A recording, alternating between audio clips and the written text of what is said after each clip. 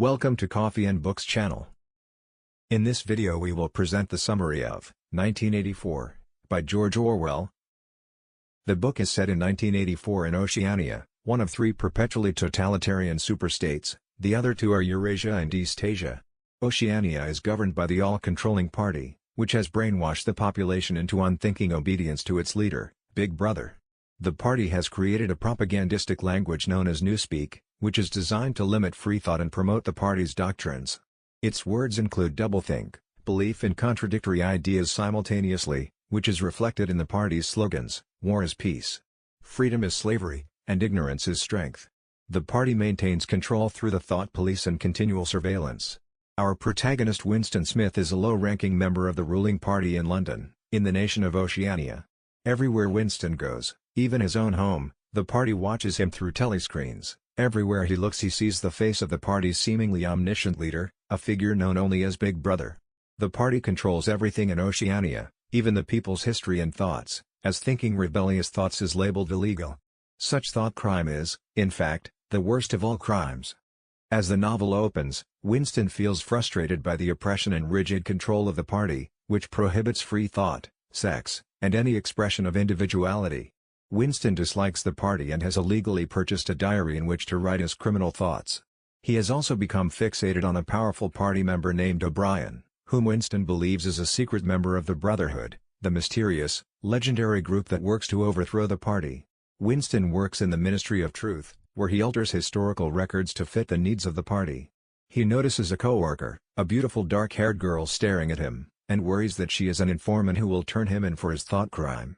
He is troubled by the party's control of history. The party claims that Oceania has always been allied with Eastasia in a war against Eurasia, but Winston seems to recall a time when this was not true.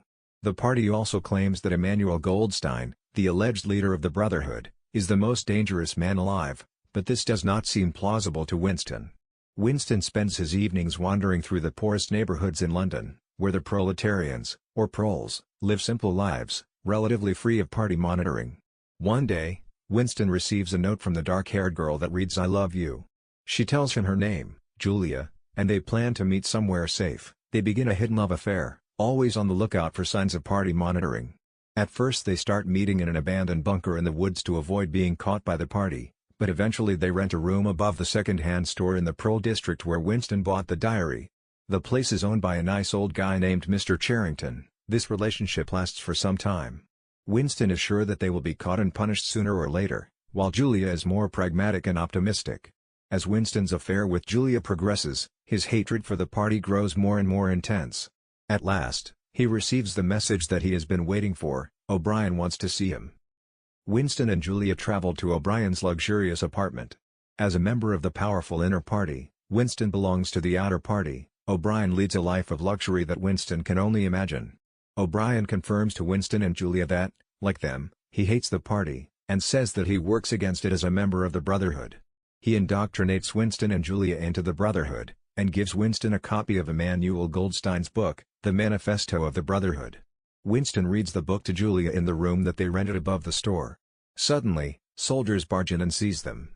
Mr. Charrington, the proprietor of the store, is revealed as having been a member of the thought police all along, torn away from Julia and taken to a place called the Ministry of Love. Winston finds that O'Brien, too, is a party spy who simply pretended to be a member of the Brotherhood in order to trap Winston into committing an open act of rebellion against the party.